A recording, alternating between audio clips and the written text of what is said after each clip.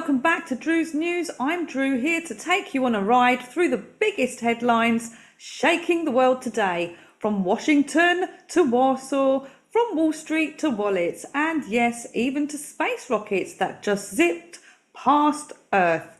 Let's get into it. Starting with America, Social Security payments are rolling out this week, and officials are urging beneficiaries to use direct deposit.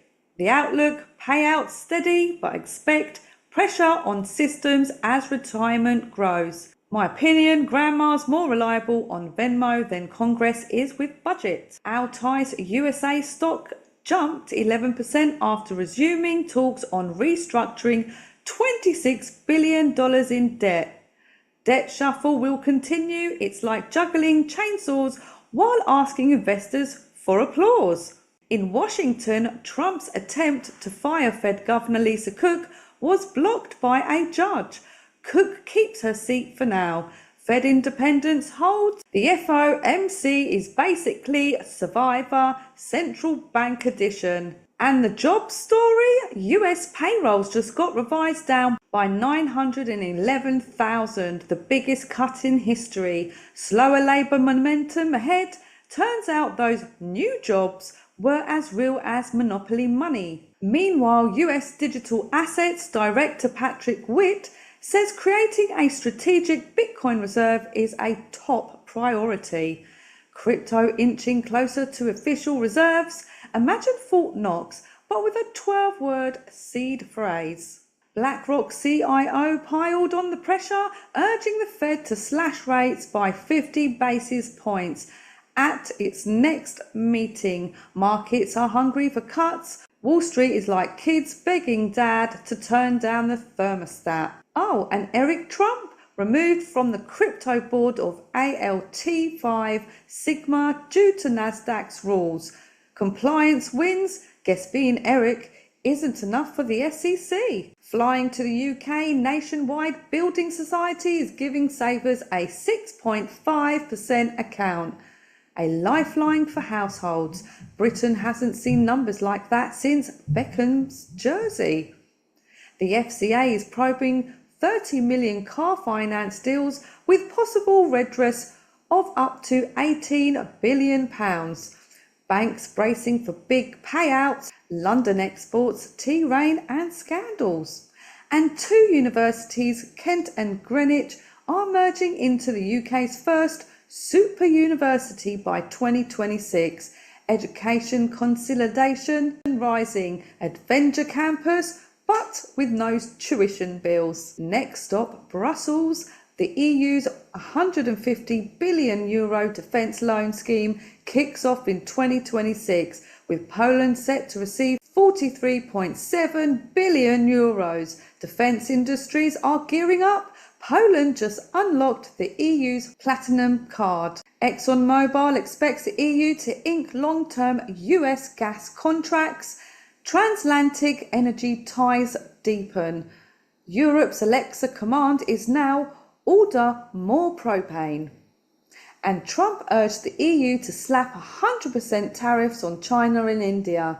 Little chance of adoption, nonetheless. Trade policies by tweet. Chaotic but consistent. Over to BRICS, Brazil's President Lula calls for tighter trade integration. More coordination talks. Sounds like a group project where nobody reads the syllabus. India's Jaishankar pushed BRICS to fix trade deficits and supply chains. Supply chains diversification incoming. India's the only one asking the group to actually do homework.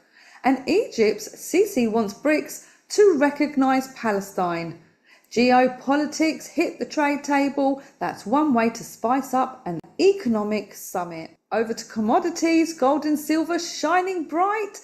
Gold just hit $3,659 per ounce, setting an all-time high. Analysts say $4,000 by year end is possible. Bullish momentum strong. Pirates are bullish again. Silver hit $41 an ounce, its highest in 14 years, up 45% in year to date. Breakout continues. Bridesmaid metal finally caught the bouquet. Now, over to my favourite cryptocurrency space. In the crypto pit, Bitcoin's rally lifted mining stocks with Cypher up to 19%. Profits tied to BTC's strength. Their electric bill deserve Hadders pay. XRP broke $3 and became Coinbase's most searched token with 23,000 searches in 24 hours. Retail interest awaken. The XRP army just got Wi-Fi. Find Mining launched a regulated mobile mining app. More adoption paths. Rest in peace, phone batteries everywhere. Ruby AI is gaining traction with hype comparing it to early TRX. Potential but risky, or vanish like MySpace. CBOE is launching continuous Bitcoin and Ethereum future trading. The Outlook 24/7 markets became reality. Now you can lose sleep and money all night. BlackRock now holds around $100 billion in crypto assets, mostly BTC and ETH. Institutional adoption cemented. When the biggest fish apps in, the pond gets crowded fast. Nasdaq will invest $50 million in Gemini Exchange. Wall Street further embraces crypto. Winklevoss twins just upgraded their lunch money. And Vietnam approved a 5-year trial program from crypto trading platforms. Asia opening the doors wider.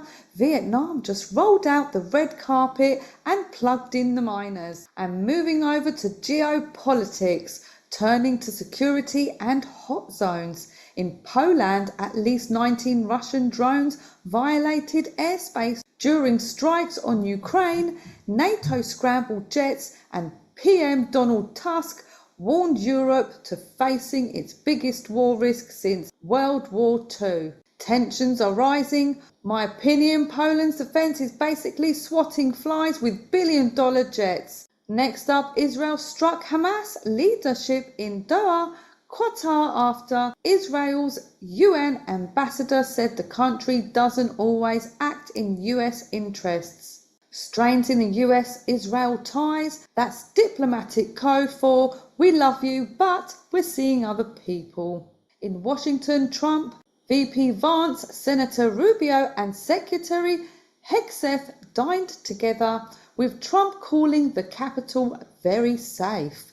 Political theatre, safe when 300 Secret Service agents bust your table. Elon Musk pledged $1 million to fund murals of Irina Zarutska across the US. More philanthropy, rockets, Doge, now murals. Elon collects hobbies like NFTs. And in Naples, Gen Z protests toppled the government after social media bans. The army has taken control of the capital.